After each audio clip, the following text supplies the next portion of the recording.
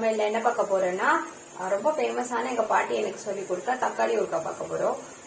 அதுக்கு தேவையான பொருள் என்னென்னா இப்ப வாங்க பார்க்கலாம். நான் தக்காளி ஒரு 1.5 கிலோ எடுத்து வச்சிருக்கேன். தேவையான அளவுக்கு புளி எடுத்து வச்சிருக்கேன். தென் வெறும் மிளகாத்தூள் வச்சிருக்கேன். அப்புறம் லாஸ்டா இதை பவுடர் பண்ணி போடுறதுக்கோசரம் கொஞ்சம் கடுகும் லைட்டா சீரகமும் வச்சிருக்கேன். வாங்க இப்போ இந்த சீரகத்தையும் கடுகையும் வறுத்து அரைச்சிக்கலாம். இப்ப நம்ம பெரிய பாத்திரத்தை எடுத்து வச்சுக்கலாம். நான் பேன் எடுத்து வச்சிருக்கேன். அப்பதான் நம்மளுக்கு இந்த தக்காளி கொதிக்கும் போது வெளியே வராது. சோ இப்ப நம்ம எடுத்து வச்ச கடுகையும் சீரகத்தையும் சூடு பண்ணி அரைச்சிக்கலாம். வாங்க இதை நம்ம போட்டுக்கலாம். வாங்க இப்ப நம்ம மிதமான சூடுல இந்த கடுகை வறுத்துக்கலாம். இந்த கடுகையும் சீரகத்தையும் நல்லா வறுத்து பொடி பண்ணி எடுத்துக்கலாம். இது நல்லா சூடு பண்ணியாச்சு. இப்ப நம்ம எடுத்து ஒரு கிண்ணத்துல போட்டு வச்சுட்டு பொறுமையா நம்ம அரைச்சிக்கலாம் இந்த பவுடரை.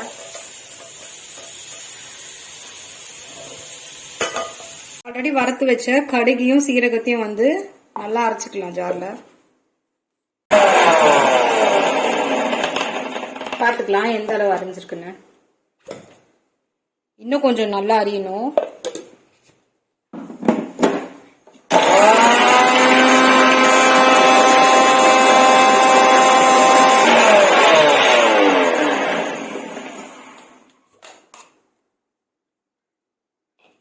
பாருங்க கொஞ்சம் நல்லா இப்ப அதை விட கொஞ்சம் நல்லா அரிஞ்சிருக்கு. இந்த அளவு போதும். எடுத்து வச்ச தக்காளியை நல்லா வாஷ் பண்ணி வச்சாச்சு. இதை நம்ம நல்லா மிக்ஸி ஜார்ல நல்லா ஜூஸியா அரைச்சு எடுத்துக்கலாம். இந்த மாதிரி தக்காளி மேல இருக்கிற இந்த காம்பை நம்ம கட் பண்ணி எடுத்துட்டு மிக்ஸியில போட்டுக்கலாம்.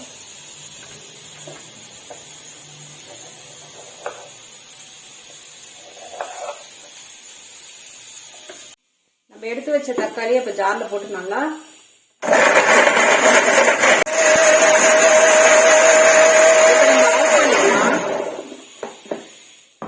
திறந்து பார்க்கலாம். பாருங்க நல்லா இந்த அளவுக்கு வரணும். நம்ம அரைச்சு வச்சதை இதுல போட்டுக்கலாம்.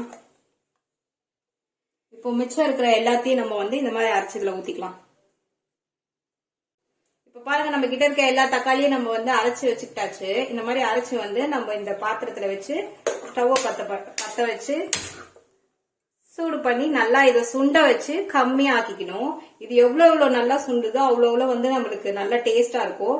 இந்த தண்ணி எல்லாம் போற அளவுக்கு நல்லா சுண்டி உங்களோட குவான்டிட்டி ரொம்ப கம்மியாயிடும்.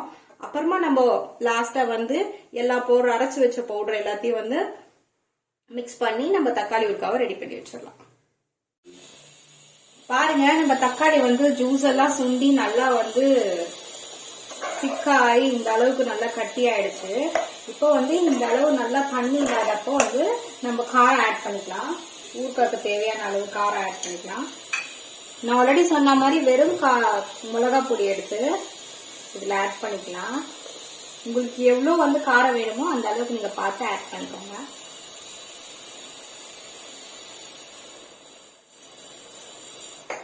கூடவே நம்ம சால்ட் ஆட் பண்ணிக்கலாம் தேவையான அளவு.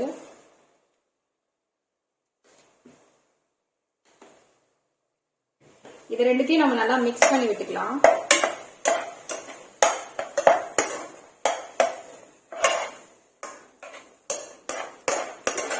பாருங்க எவ்வளவு சூப்பரா கலர்ஃபுல்லா நல்லா அழகா ரெடியா இருக்கு.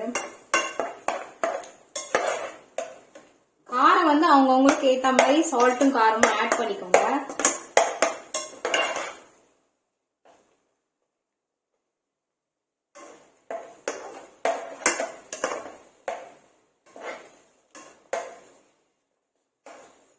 பாருங்க எவ்வளவு சூப்பரா திக்கா நல்லா ரெடி ஆயிடுச்சு. இப்ப இதை கொஞ்சம் நம்ம சிம்ல வச்சுட்டு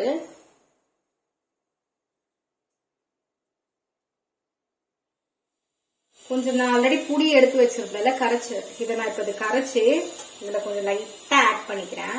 ஆட் பண்ணி கொதிக்க வைக்கிறேன். கொஞ்சம் புளி போட்டீங்கன்னா உங்களுக்கு டேஸ்ட் நல்லா இருக்கும். அது கொஞ்சம் கெடவும் கெடாது. நீங்க ஃப்ரிட்ஜில் வச்சு ஒரு வாரம் 4 நாள் வச்சு சாப்பிடலாம். சோ அதனால நான் கொஞ்சம் புளி ஆட் பண்ணிக்கிறேன்.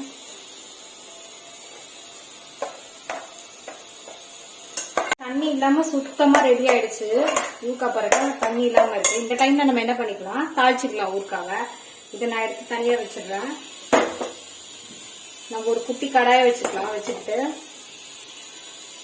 ஹீட் ஆனதும்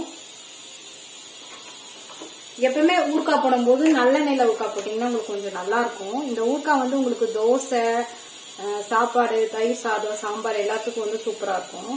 தாளிக்கிறதுக்கோசரம் நான் கொஞ்சம் நிறைய நல்லெண்ணெய் ஊற்றி வச்சிருக்கேன். சூடானதும் 2 கடுகு போட்டு நம்ம அந்த கொதிச்சு நல்லா வந்திருந்தா அந்த ஊறுகாய் மேல ஊத்திட்டு அந்த பவுடரையும் போட்டு மிக்ஸ் பண்ணி வச்சுட்டா சூப்பரான சுவையான நம்மளுக்கு தக்காளி ஊறுகாய் ரெடி ஆயிடும். நம்ம வந்து கடுகை போட்டுக்கலாம்.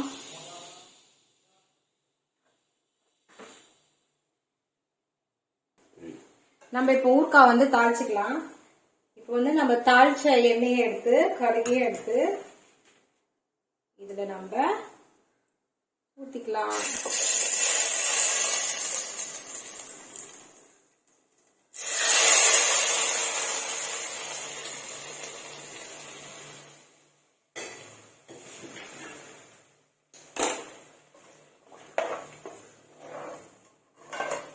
இதை நல்லா மிக்ஸ் பண்ணி விட்டுக்கலாம். கொஞ்சம் எண்ணெய் ஜாஸ்தியா இருந்தாதான் உங்களுக்கு வந்து நீண்ட நாள் வரும், கெடாது. பாருங்க இப்போ சூப்பரா ஊறுகாய் ரெடி ஆயிடுச்சு. இந்த சமயத்துல நம்ம என்ன பண்ணலாம், நல்லா ஹை ஃபிளேம்ல வச்சு எண்ணெயும் ஊறுகாயும் நல்லா மிக்ஸ் பண்ணி விட்டுடலாம். பாருங்க நான் ஃபர்ஸ்ட் ஊத்தும் போது உங்களுக்கு ஆயில் ஜாஸ்தியா தெரிஞ்சது. இப்ப பாருங்க ஆயில் எல்லாமே வந்து இழுத்துடுச்சு நல்லா. இப்போ ஒரு கொதி நல்லா கொதிக்க விட்டுருங்க. நம்ம மிக்சியில அரைச்சு வச்சு இந்த பொடியை வந்து கடுகையும் சீரகத்தையும் நம்ம இதுல ஆட் பண்ணிக்கலாம்.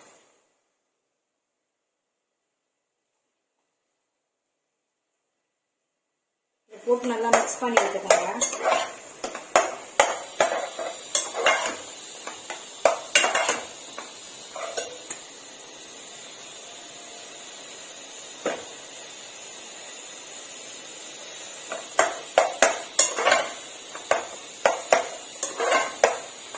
சூப்பரான வாசனையில நம்ம தக்காளி ஊறுகாய் ரெடி ஆகி வந்துட்டு இருக்கு.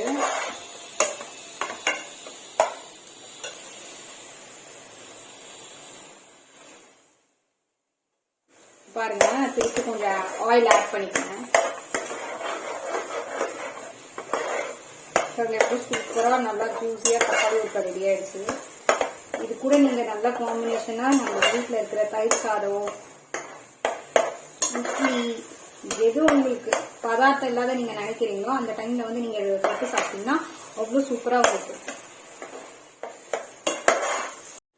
பாருங்க நம்ம சூப்பரான ஊறுகாய் வந்து ரெடி ஆகி வந்துருச்சு. நல்லா ஆயிலும் தக்காளியும் வந்து இந்த பதத்துக்கு வரணும். கொஞ்சம் நல்லா ஹை ஃபிளேம்ல வச்சு இந்த பரட்டி விட்டு ஆஃப் பண்ணிக்கலாம்.